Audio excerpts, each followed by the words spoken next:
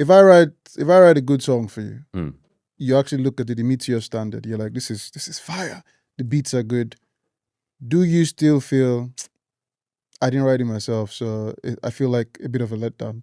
Does that happen? I'm asking that because there's a lot of people that will say, oh, I'm only rating this guy because he writes his own music. This other guy, nah, he has a ghostwriter. Where do you come in that? If I'm being completely honest in this room, We're hoping that you are a safe space. No police. Like, look, I don't. Yeah, for me, it's a tough one, but I don't look down on any artist that someone goes and writes a song for them. If the song's great, the song's great. You know, like Kanye did I Better Find Your Love for Drake. That was a hit. The finished product was sick. As I guess where I've not been, it's kind of like cross the bridge when you get there. I haven't been exposed to that, to someone writing a song for me, and I've been able to process it and have the finished product in front of me and be like, yeah, let's run with it. For me, where my practice has been for as long as I can remember, I'm writing my own songs. And as you said, it's a personal thing. It has to come from me. You know? Sounds like you're sitting on the fence here. No, but it's true. But two things can be right at the same time. And wrong at the same time. Well, I beg to differ. But I'm saying, you know, like, I think we all agree that, like I said, that song by Drake that Kanye wrote was a hit. You're not now going to turn around and say, I'm not listening to this hit because he didn't write the song. No, you listen to it, but it's a thing of like respect, right? So people always mention how Jay-Z doesn't write down anything. He just comes into the studio, he spits, he remembers. Snoop Dogg was like, me and Dre were in the studio. Yeah. They still Dre beat. Yeah. We had no clue what to do. This guy comes in and writes the whole thing. Yeah. Now, I think because of Snoop and Dre, everybody knows they can do their own thing. They can write their own music. So I don't think any disrespect or lack of respect was there that Jay-Z wrote a song for them. But especially when it comes to rap, when you're mentioning different elements, people always seem to have this, he's good. I mean, I think I remember Busta Rhymes saying, I only read rappers that write their own songs. Songs. Where do you stand with that? If you're saying that your work is true to who you are, then you're supposed to write your own stuff. Yeah. That's the only way. But I could express something that I know of you in words that people understand better than you might in a particular situation. Mm-hmm. Where does that lie? Well, then jump on the song with him.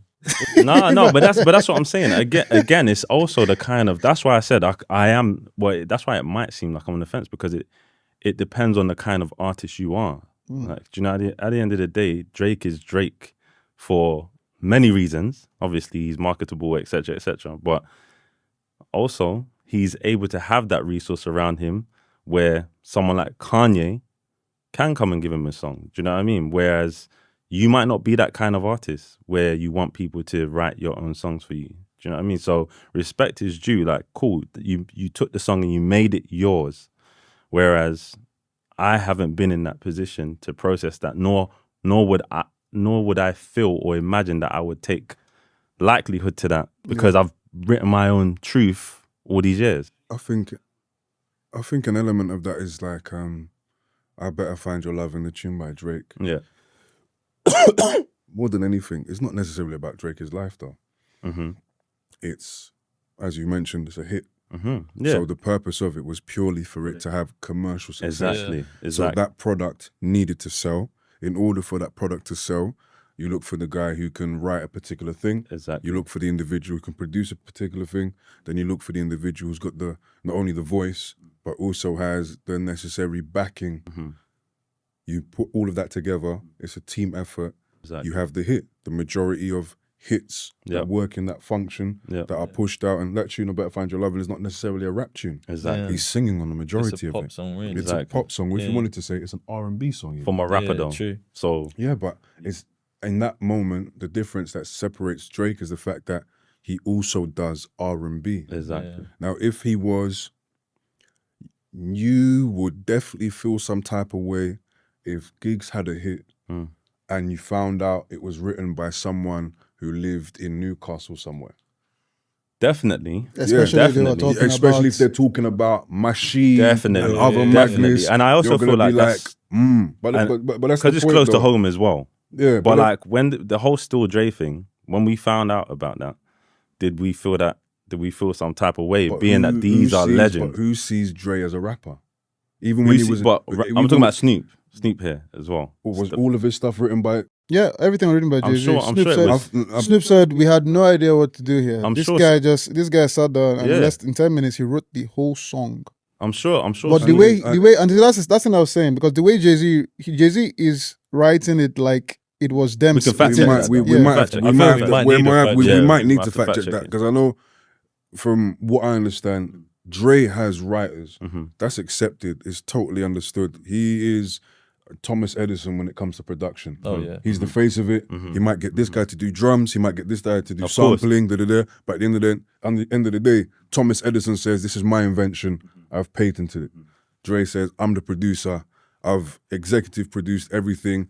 This was the vision I had, and I've brought it together." So him having Jay-Z look at Kanye. Makes sense. Look at Kanye. Yeah, but Kanye still sits in that same sort of sphere. Oh, but when he first came out in his early years, he was always Consequence. But he was always a producer and a rapper. Yeah. When we're talking about a purist, okay, that's if we're talking about pure rappers, yeah. If we're talking about pure rappers, yeah. Name me a pure rapper who you regard highly, that if he would have someone else write for him, you would look at him and still say they are a pure rapper.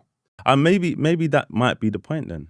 Maybe that might be the point. Maybe that we need to differentiate it. Yeah. And bars should be written by the person and everything else. Because if someone came up to me and said Pusha T, someone wrote for Pusha T, that will spin. Yeah, well, I won't lie, that will spin. He's not on the fence. That will spin. He's we not just on the need fence. to separate them. Yeah, we just need to separate. I think that is what it is. Yeah. We do need to separate. I don't mind if someone comes writes a hook for me, but if I'm talking about something that's happened to me, I don't want someone else. And I also think there's elements of it you can take. So like, if you're having a conversation with someone and they tell you something that you're like, oh, that's actually a bar. I'm gonna put that in. Or like they send you something, you think, oh, I can put that in.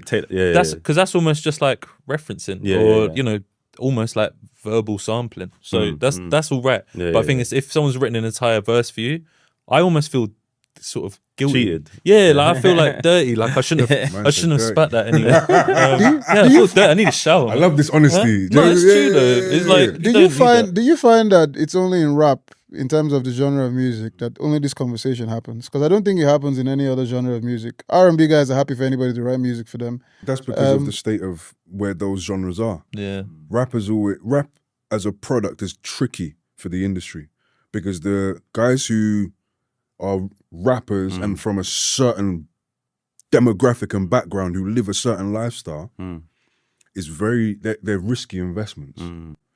Whilst with the other genres, it's all been about artist development. You'll be incubated. This person writes incredibly well. Yeah. If you're a shit writer, doesn't fucking matter. He writes well. She writes well.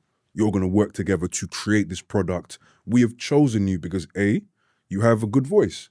You're marketable and all that stuff. And you're marketable, but then you had the game change, Milli Vanilli, lip syncing. So at that point, you're even seeing the industry isn't necessarily about an individual with talent. It's about pushing a product. Yeah. Now with those other genres, because it's purely about pushing a product per se, no one actually cares. Yeah. Whilst rap as a resource, the only way I can describe it is like, because it's an American thing. It's based on majority African Americans, and then you have the Latinx, and then you have the Caribbean influence with toasting. Like, so there's a debate that those that have about that. They can finish the debate, but it's an American resource, right?